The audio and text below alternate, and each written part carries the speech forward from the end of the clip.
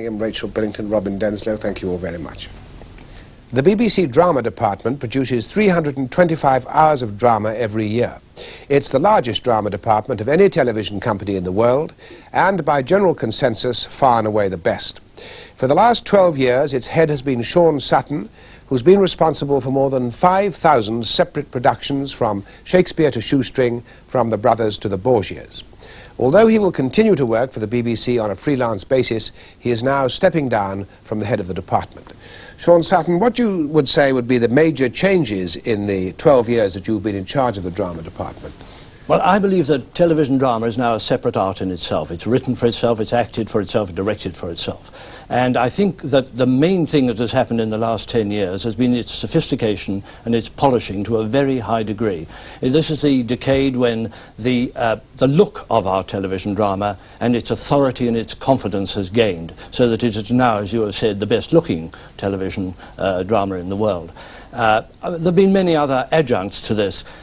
Regional drama, when I came into this job, I found that the regional studios, in fact, were being used mostly just to host drama that was created and rehearsed in London. Everyone got into a train and then went up to Birmingham or up to Scotland. And it seemed to me that regional theatre in England and in Scotland had become very strong. Every town had its theatre complex, and they were doing work that was comparable to the West End in London. And it seemed important to me to reflect this in BBC television drama. So we set up a drama department in Birmingham and charged them to do plays and series and serials, all for the network, not for local audiences. Too expensive to do just for local areas, all went for the network. And that has flourished enormously. Now, the BBC Drama Department now has a very high reputation. I think all over the world it's considered to be about the best there is. How has this come about?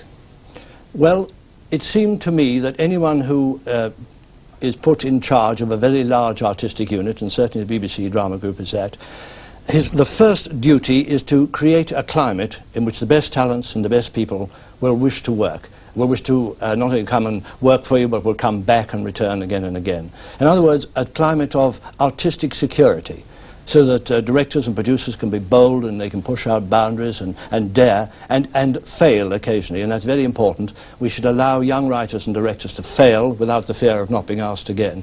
And I tried to create, with the help of many colleagues, this climate in which people could relax and be bold. You ever worried about running out of material? I mean, you mentioned about the high degree of production, which is perfectly true. I mean, lighting, costumes, acting, all these things are marvellous. Sometimes I wonder if the content matches up to the rest of those things.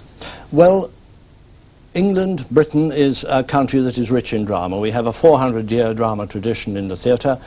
People expect to see drama, and people expect to write it.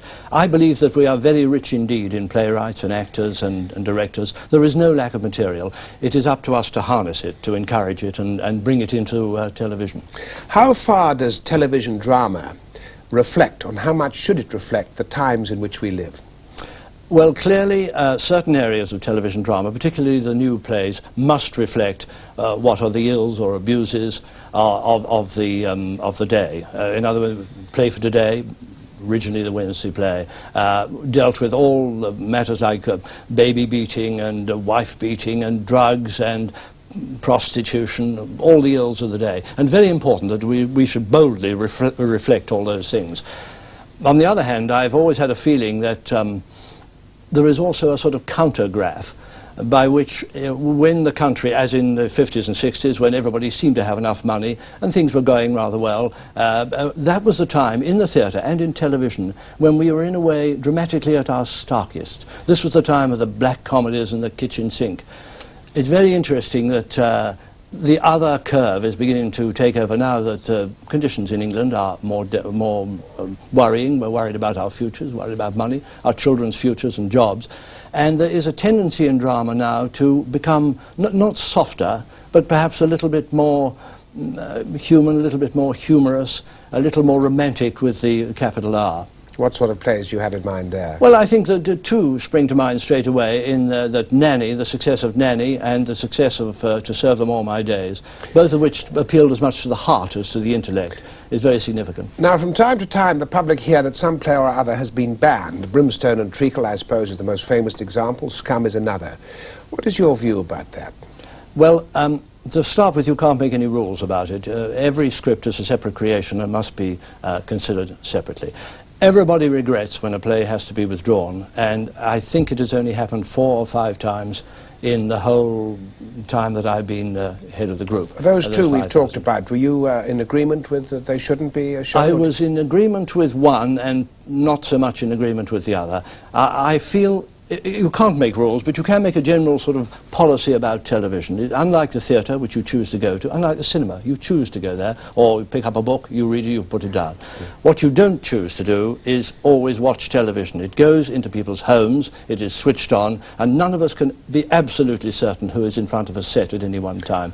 What do people, when people do complain about something in a play, what is it that they complain about most? Is it too explicit sex, too much violence, what? It's usually language. The top of the complaint list, as you might say, sex and violence. Well, there are people who object to nudity and would object to any sort of nudity. There are people who object to any sort of violence. I believe that both sex and violence are very well controlled in television drama. But top of the complaints list always comes language.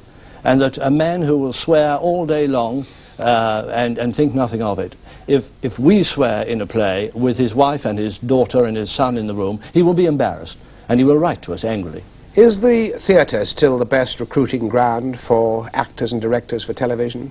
Well, it's a cross-fertilisation. I think that all actors and all young television staff, stage managers, are better for having gone first into the theatre. This is the true training ground of the actor, and there is a tremendous cross-fertilisation going on all the time, not only with actors, with directors and writers, moving between the various media. Now, Shaun, you're leaving as head of the department, but you're going on with the Shakespeare canon. Will you make any changes there in the production of the Shakespeare plays? Well, I feel that in the last 12 plays under Jonathan Miller's producership that we have got it right. I think the way that they are being done now is just the way they should be done, and therefore I would hope to continue that, and I would hope to keep the same team together. You don't feel, sorry to interrupt you, I just going to say, you don't feel that there should be another dimension of going outside? I mean, I remember enjoying The Merchant of Venice very much, but feeling I wasn't on the Rialto, I wasn't seeing what television could give me, but which the theatre can't. Well, I think you have either got to go the whole bust and build the entire Rialto in a studio, or go to Venice and do it there under impossible conditions with huge crowds. No, I think that Jonathan and I are very sure about this, that what we have to do for television Shakespeare is the text and the actors in the foreground, and use scenery and lighting in particular to emphasise those performances and emphasise the text. And I would hope to keep that up in the future. Shaun Sutton, thank you very much. Thank you.